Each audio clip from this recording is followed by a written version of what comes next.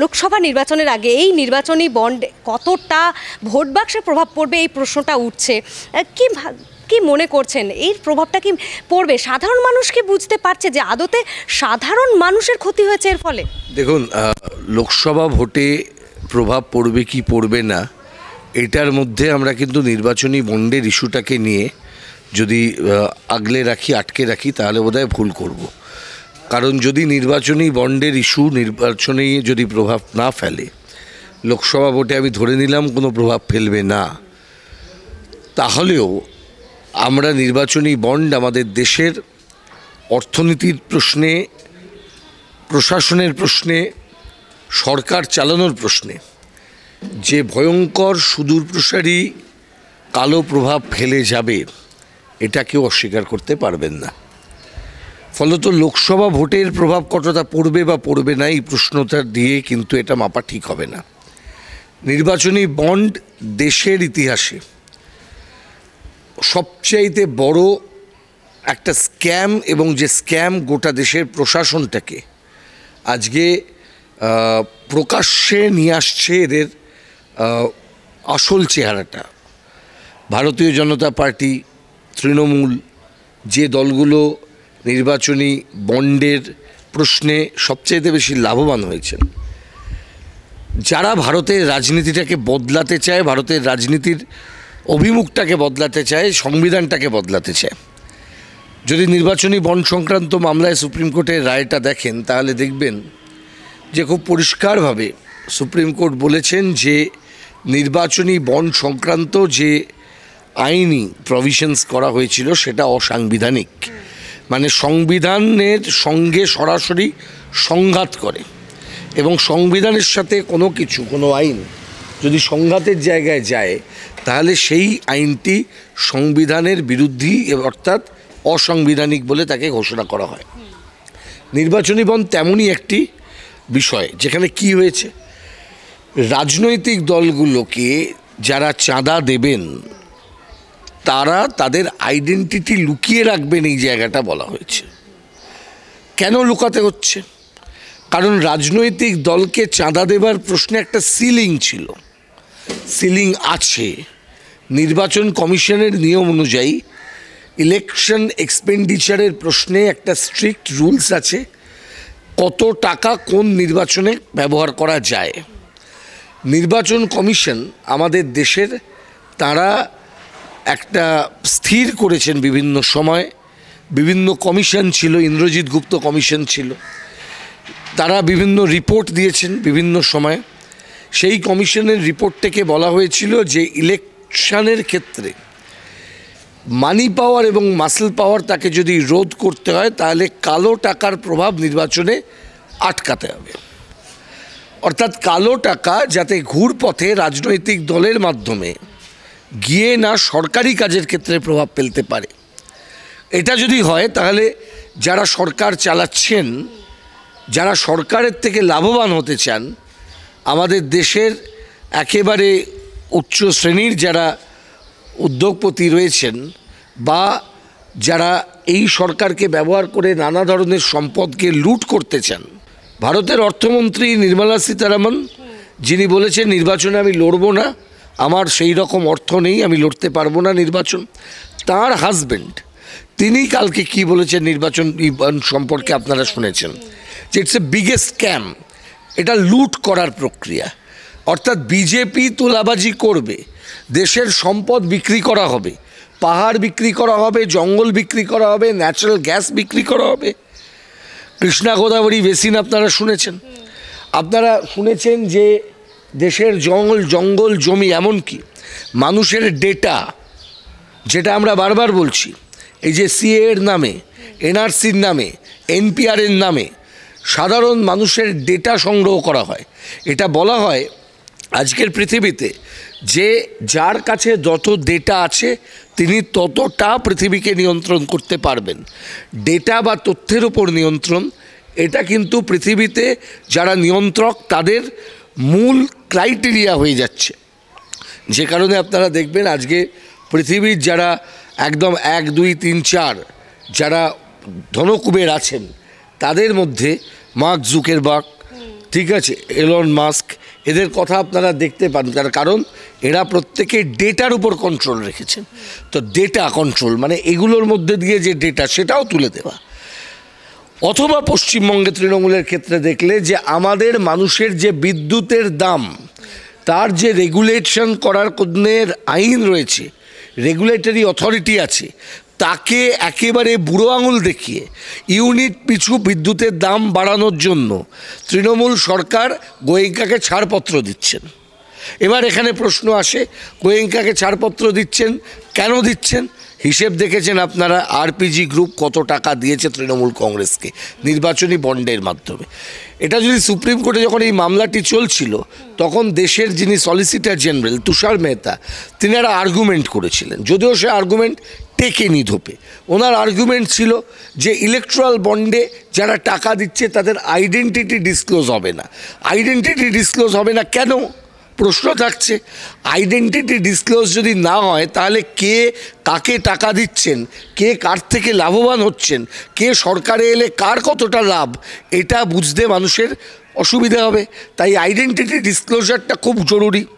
আমরা যখন রাজনৈতিক দল চালাই, বিশেষত আমি বলতে পারি আমি গর্বিত এই জন্যে যে আমি ভারতের সেই পার্টিটির আমি প্রার্থী যে পার্টি ইলেকট্রাল বন্ডের একটা টাকাও গ্রহণ করেননি।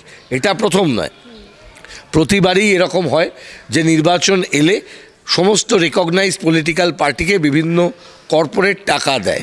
সিপিআইএমের দপ্তরেও 2007-08 এরকম চেক এসেছিল বিভিন্ন কর্পোরেটের কাছ থেকে। আমি খুব গর্বিত এই জন্যে আমাদের পার্টি সেই চেক পত্রপাঠ ফেরত পাঠায়। আমরা কখনোই কোনো কর্পোরেটের টাকায় আমাদের পার্টি চালাই না। আমাদের পার্টি চলে সরাসরি মানুষের কাছ থেকে সংগৃহীত যে দান, যে চাঁদা, যার জন্য আমাদেরকে অনেকে মজা করে মস্করা করে বলে কৌটো নাড়ানোর পার্টি। আমার মনে আছে আমারও অনেক বন্ধুবান্ধব যারা আমাদের পার্টির সমর্থক নন, অথচ তারা আমাদেরকে মজা মস্করা করেন, কিন্তু বন্ধুবান্ধবের সম্পর্ক থেকেই করেন। এ তো কৌটো নাড়াতে চলে এলো, অর্থাৎ কৌটো নাড়িয়ে আমরা সংগ্রহ করি, আমরা ওটার জন্য গর্বিত। আমরা মানুষের দানে আমাদের পার্টি চালাই। আমাদের পার্টিতে যে আয় আছে, আমাদের আয়ের উপরে আমাদের একটা লেভি, সেটা পার্টিকে দিতে হয় এবং আমাদের পার্টি সেই পয়সাতে চলে এবং চাঁদা তুলে বিল কুপন দিয়ে টাকা তোলা হয়। আমি একটা কথা যদি উল্লেখ করি তাহলে আপনি বুঝতে পারবেন, ইলেকট্রাল বন্ড কিন্তু প্রথম জিনিস নয়। তৃণমূল কংগ্রেস দলটির সাথে কালো টাকার সম্পর্ক কীরকম এটা খুব ভালো করে 3-4 জন ব্যক্তি জানেন।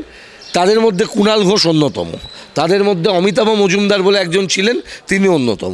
আমি ব্যক্তিগতভাবে জানি, কারণ অমিতাভ মজুমদার জীবদ্দশায় তিনি আমার মক্কেল ছিলেন এবং নির্দিষ্টভাবে আমি সেই চিঠি চাপাটি ড্রাফটিংয়ের ক্ষেত্রে অনেকটা সাহায্য করেছিলাম এবং অমিতাভ বাবুর নির্দিষ্টভাবে এই পলিটিক্যাল পার্টি ফাইন্যান্স সম্পর্কে ওনার জ্ঞান প্রচুর ছিল। উনি আমাকে দেখিয়েছিলেন, উনি আমায় তথ্য দিয়েছিলেন। আপনাদের মনে আছে কিনা জানি না, মনে করিয়ে দেবেন যে ত্রিনেত্রা বলে একটি কোম্পানি, সেই কোম্পানি তৃণমূল কংগ্রেসকে চাঁদা দিয়েছিল। সেটা ছিল 2014 লোকসভা নির্বাচন। তখন তৃণমূল কংগ্রেসের মধ্যে রয়েছেন সেই ব্যক্তি যার নাম মুকুল রায়। ত্রিনেত্রা তখন জেনারেল সেক্রেটারি ছিলেন তিনি তখন। ত্রিনেত্রা কোম্পানি, যে কোম্পানিটি যে তার যে আয় ব্যয়ের হিসেব আছে সেখানে তো রিফ্লেক্টেড হবে কোনো রাজনৈতিক দলকে টাকা দিতে গেলে। আমি আপনাকে টাকা দিচ্ছি, সঙ্গীতা আপনি বললেন যে আমার এই টাকাটা দরকার, আপনি কি দেবেন? আমি একদম খুশি হয়ে নিঃস্বার্থে আপনাকে আমি 1 লক্ষ টাকা দিলাম, ধরে নিলাম। তাহলে এই টাকাটা দিতে গেলে এই টাকাটা আমার কাছে থাকতে হবে।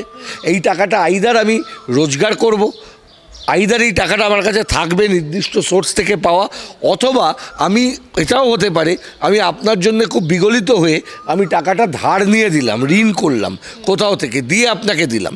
তাহলে কোনো একটা জায়গায় কোনো একটা সোর্স থাকবে, আইদার আর্নিং অর বরোয়িং, এর বাইরে কিছু হতে পারে না। এটা যখন থাকবে তাহলে সেটা রিফ্লেক্টেড হবে।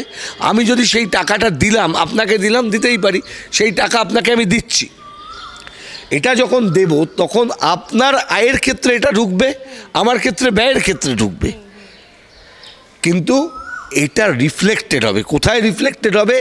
আমার যে ইনকাম ট্যাক্স রিটার্ন যখন আমি জমা দিচ্ছি, বা রাজনৈতিক দলেরও ইনকাম ট্যাক্স রিটার্ন জমা দিতে হয়, ইলেকশন এক্সপেন্ডিচার স্টেটমেন্ট জমা দিতে হয় as per the provisions of representation of people's act এবং তার আন্ডারে যে রুলস আছে সেই অনুযায়ী স্টেটমেন্ট জমা দিতে হয় আয় ব্যয়ের হিসেব সহ রাজনৈতিক দলগুলোকে। আমি আপনাকে আজকে মনে করিয়ে দিই 1996 সালে তখন প্রশান্ত ভূষণ একটি মামলা করেছিলেন, খুব গুরুত্বপূর্ণ মামলা, ইন্ডিয়ান ইলেকট্রাল সিস্টেমের ডেভেলপমেন্টের ক্ষেত্রে, রিফর্মসের ক্ষেত্রে অত্যন্ত গুরুত্বপূর্ণ মামলা, যে মামলায় রায় হয় যেখানে বলা হয় সব রাজনৈতিক দলকে ইনকাম ট্যাক্স রিটার্ন দিতে হবে, জিরো রিটার্ন হলেও জমা করতে হবে কিন্তু দিতে হবে। সেই মামলাতেও লেখা আছে একমাত্র রাজনৈতিক দল সিপিআইএম 1996 সালে তারা কিন্তু সেই রিটার্ন জমা করতেন, বাকিরা তখন করতেন না। সেই মামলাতেই সুপ্রিম কোর্ট বলে নির্বাচন কমিশনকে, ভারতের নির্বাচন কমিশনকে, যাদের একটি স্বায়ত্তশাসন এবং সাংবিধানিক ক্ষমতা আছে এই প্রসঙ্গে নির্বাচন সংক্রান্ত বিধিনিয়ম বানাবার, তারা যে নিয়ম বানালেন তারা বললেন আর্থিক বিধিনিয়ম। সেই বিধিনিয়ম অনুযায়ী কি প্রত্যেক রাজনৈতিক দল তাদের যে রিটার্ন আয় ব্যয় যেমন ইনকাম ট্যাক্সের কাছে জমা দেবে স্টেটমেন্ট, সেই মতন নির্বাচন কমিশনের কাছে জমা দেবে। তৃণমূল কংগ্রেসকেও দিতে হয়েছিল, আমরা স্টেটমেন্ট স্ক্যান করে দেখিয়েছিলাম। তৃণমূল কংগ্রেস সেই স্টেটমেন্টের ক্ষেত্রে ত্রিনেত্রার কথা উল্লেখ করেছেন, কিন্তু দেখা যাচ্ছে ত্রিনেত্রা যে কোম্পানি, সেই কোম্পানির যখন আমরা সিআইএন দিয়ে, কর্পোরেট আইডেন্টিটি নাম্বার দিয়ে তার ডিটেলস যখন আমরা খুলতে যাচ্ছি, দেখতে পাচ্ছি ত্রিনেত্রা কোম্পানির আয় ব্যয়ের মধ্যে ওই টাকাটা নেই। তাহলে টাকাটা ত্রিনেত্রা কিভাবে দিলেন? কারা ত্রিনেত্রাকে টাকাটা দিতে বলল?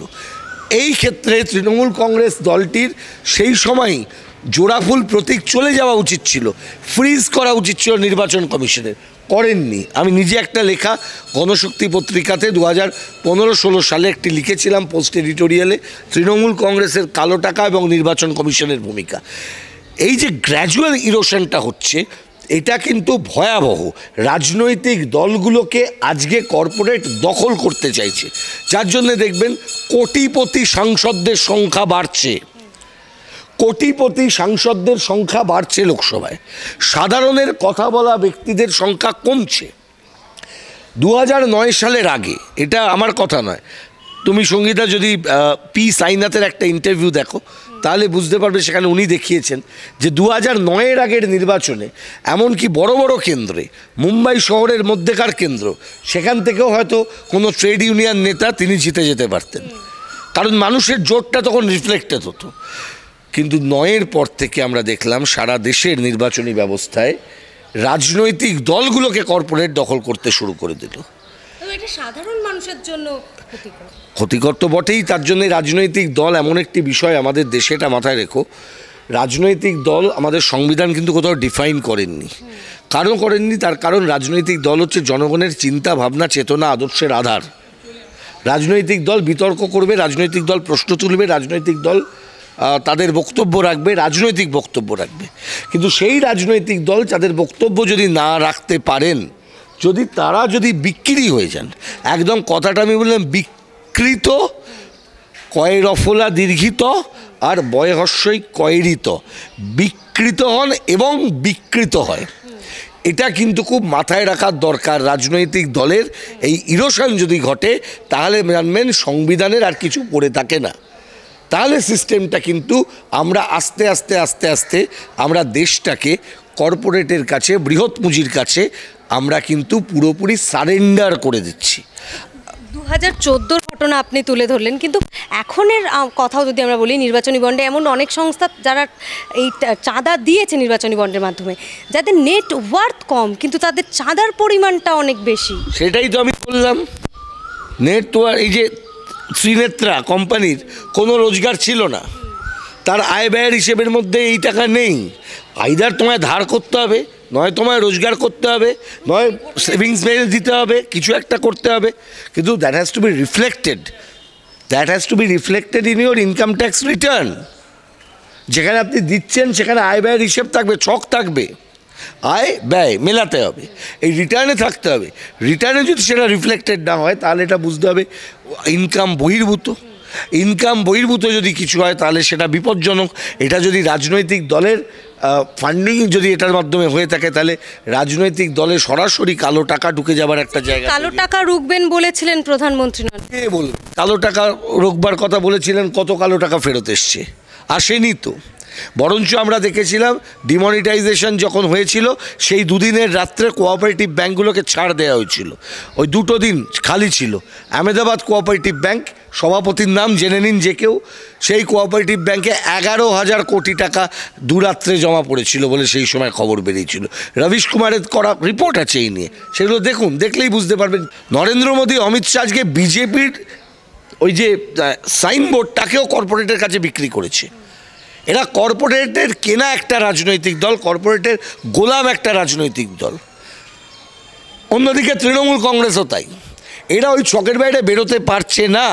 কর্পোরেট বলছে ওট উঠছে, কর্পোরেট বলছে বসছে। নির্বাচনী বন্ডের মাধ্যমে রাজনৈতিকগুলো বেশ কয়েকশো কোটি করে টাকা পেয়েছে, কিন্তু এদিকে সাধারণ মানুষ তাদের নিত্য প্রয়োজনীয় জিনিস কিনতে যখন বাজারে গেছে দেখেছে হু করে দাম বেড়ে গেছে।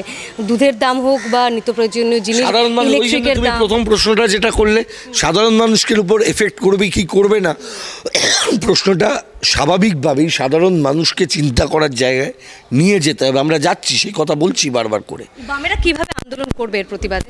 এর প্রতিবাদে আন্দোলন তো অল আউট করতে হবে। আন্দোলনের মধ্যেই আমরা আছি, অল আউট করে যেতে হবে, মানুষকে সচেতন করতে হবে। এবং এই আন্দোলনের কোনো নির্দিষ্ট পন্থা নেই যেটার জন্য বামপন্থী রাজনীতি, কমিউনিস্ট পার্টির রাজনীতি, আমরা যেরকম পার্লামেন্টারি তেমনি এক্সট্রা পার্লামেন্টারি পলিসিতে বিশ্বাস করি। আমরা বিধানসভায় লড়াই করি, রাস্তার লড়াইও করি। আমরা মনে করি আইনসভা যেটা করে সেটা ভুল হতে পারে, কিন্তু রাস্তার লড়াইয়ের মাধ্যমে ক্ষমতা আছে আইনসভাকে না করবার। যেমন আমরা দেখিয়েছি 3টে জনবিরোধী কৃষি বিল যখন পাশ হয়েছিল আন্দোলনের মধ্যে দিয়ে, রাস্তা দখল রাখার মধ্যে দিয়ে, এই 3টে বিল কিন্তু মোদি অমিত শাহকে প্রত্যাহার করতে হয়েছে। এটা বারবার মনে করাচ্ছি, এটা বামপন্থী আন্দোলনের অংশগ্রহণ না থাকলে, হান্নান মোল্লার মতন মানুষের বা তাদের সংগঠন সারা ভারত কৃষক সভার যদি অংশগ্রহণ না থাকতো তাহলে কিন্তু এটা সম্ভব হতো না। এবং এটা একদিনে হয়নি। এর আগে নাসিক টু মুম্বাই ওই পদযাত্রা করে কৃষক সভার কমরেডরা হেঁটেছেন। তার আগে বিভিন্ন জায়গায় কৃষকরা আন্দোলন করেছেন সারা দেশে, মিনিমাম সাপোর্ট প্রাইসের জন্য আন্দোলন করেছেন, সহায়ক মূল্যের জন্য, ন্যূনতম সহায়ক মূল্য তার জন্য আন্দোলন করেছেন। আজকে যে ফাটকা কারবার চালু হয়েছিল খুচরো ব্যবসায়, সেইখানে আন্দোলন করেছেন। এর আগে বামপন্থীরা সারা দেশে আন্দোলন করে যাচ্ছেন। আপনি জানেন আমি নিজে এই আন্দোলনের সঙ্গে যুক্ত। আজকে পোস্টালের যে বামপন্থী মতাদর্শের পরিচালিত যে ইউনিয়নগুলি আছে সেগুলি এখনও পর্যন্ত সারা দেশে সবচাইতে বেশি সংখ্যক সদস্য তাদের। আজকে ইন্স্যুরেন্সে, আজকে ব্যাংকে বামপন্থীদের বিরাট অংশগ্রহণ। আজকে সেই জন্য এই ইউনিয়নগুলোকে পর্যন্ত এখন আক্রমণ করতে শুরু করেছে। এদের যে রেকগনিশন কেড়ে নেওয়ার চেষ্টা চলছে, আজকে এই অ্যাট্যাকটা হচ্ছে অল আউট, তার বিরুদ্ধে লড়াইটাও আমাদের অল আউট করতে হচ্ছে। আমরা এই লড়াই করব। তাই আমি বলেছিলাম যে এটা নির্বাচনে কতটা প্রভাব ফেলবে কি ফেলবে না তার উত্তরটা খুব সহজে দেওয়া যাবে না। এই প্রশ্নটা অনেক বেশি সুদূরপ্রসারী। ইলেকট্রাল বন্ড ভারতের রাজনীতির অভিমুখটাকেই বদলে দিয়েছে। সংবিধান বলেছিল যে রাজনীতিতে কালো টাকার অনুপ্রবেশ কাটাতে হবে। সংবিধান বলেছিল রাজনৈতিক দলকে যদি কেউ টাকা দিতে চান, আপনারা দেখবেন কোম্পানিজ আইন আছে, কোম্পানি আইনে, পুরনো আইনে 293 ক, এখন নতুন আইনে আমার এক্ষুনি মনে পড়ছে না যে সেকশন আছে, সেখানে বলা আছে যে কত টাকা সিলিং থাকে। সরকারি কোম্পানি টাকা দিতে পারে না রাজনৈতিক দলকে। নির্বাচন কমিশনের আইনে আছে কত টাকা পর্যন্ত ক্যাশে দেওয়া যায়। হুন্ডি কালেকশন, এই কৌটো কালেকশনের কথা বললাম, হুন্ডিতে কত টাকা পর্যন্ত কালেক্ট করা যায়, এগুলো সার্কুলার আছে। এবং তার বেশি দিতে গেলে, আপনি ব্যাংকেও যদি যান 1 লাখ টাকা 2 লাখ টাকা দিতে গেলে আপনাকে দাতার নাম ডিটেলস লিখতে হয়। কেন লিখতে হয়? লেখার কারণটা হচ্ছে ডিসক্লোজার। আপনি কোথা থেকে পেলেন টাকাটা, আপনাকে কেউ হুন্ডি করে পাঠিয়ে দিচ্ছে না তো, কেউ হাওয়ালার টাকা পাঠাচ্ছে না তো, বা আপনি কোনো হাওয়ালার টাকা পাঠাচ্ছেন না তো, কেউ মরিশাস সিঙ্গাপুর রুটে টাকা পাঠিয়ে দিচ্ছে না তো। প্রশ্ন হচ্ছে এটা, দেশটাকে কি আপনারা চান কর্পোরেটের হাতে পুরো বেচে দিয়ে আম্বানি আদানির হাতে দেশের সেনাবাহিনীও চলে যাবে, আর বড়লোকের বেটা চিড়িয়াখানা বানিয়ে হাতিকে মুলতানি মাটি মাখাবে, আপনি দেখবেন আপনার ছেলে দুধ পাবে না, দুধের দাম বাড়বে। আর মমতা ব্যানার্জির পুলিশ এখানে দুধ কিনতে বেরোলে লকডাউনে লাঠিপেটা করবে। এই তো পরিস্থিতি। তো ইলেকশন হোক রুটি কাপড়া মাখানের জন্যে, ইলেকশন হোক মানুষের ঘামের দামের জন্য, ইলেকশন হোক আপনার আমার জীবন যন্ত্রণার কথার জন্য। বড়লোকের বড়লোকই অনেক হয়েছে, এইবার কমানোর সময় এসে গেছে।